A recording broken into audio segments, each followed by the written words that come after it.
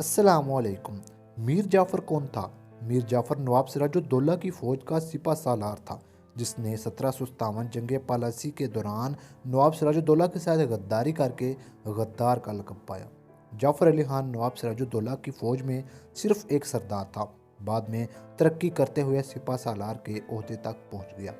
ये नहायत बदफितरत आदमी था। इसकी निगाहें तख्ते बंगाल पर थीं। ये चाहता था कि नौजवान नवाब को हटाकर खुद नवाब बन जाए। इसलिए इसने नवाब सिराजुद्दौला से गद्दारी करके इनकी शिकस्त और अंग्रेज़ों की जीत का रास्ता हमवार किया, जिसके बाद बंगाल पर अंग्रेज़ों का अमलन कब्ज़ा हो गया।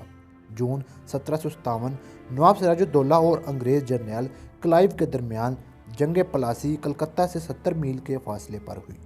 अंग्रेज़ जनरल क्लाइव तमाम बंगाल पर कब्ज़ा करना चाहता था। इसमें अंग्रेज़ों ने मीर जाफ़र को अपने साथ मिला लिया और इसे नवाब बनाने का वादा किया।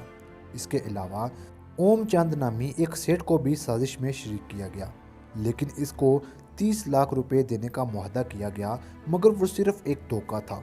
अंग्रेज़ जनरल अपने साथ 3000 फौज को लेकर आया। इसकी फ़ौज में सिर्फ 500 गोरे थे और बाकी 2500 हिंदुस्तानी थे।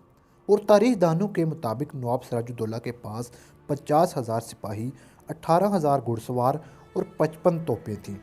लेकिन इस फौज का हर हिस्सा मीर जाफ़र के ज़ेर कमान था, जिसका मतलब यानी कि ये सारी फौज अंग्रेज़ जनरल के अंडर थी। इसलिए नवाब मैदान जंग में नाकाम हुआ और गिरफ्तार होकर मीर जाफ़र के बेटे मीरन के हाथों कत्ल हुआ।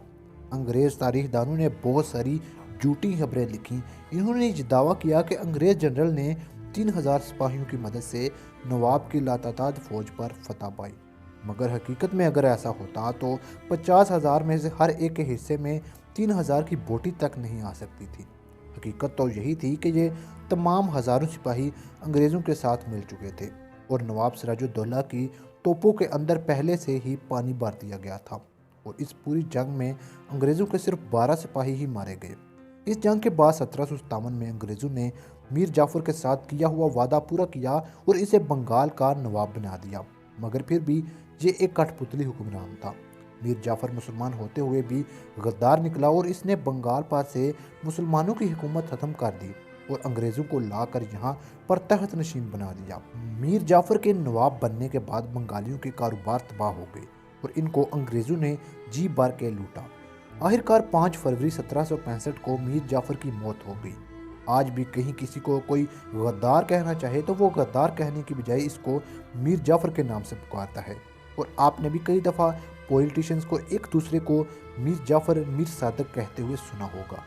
ये थी कहानी मीर जाफ़र की। बहुत जल्द मीर सादक की हिस्ट्री भी आपके साथ शेयर की जाएगी। इससे पहले मेरे चैनल असल तारीख को सब्सक्राइब कर लें।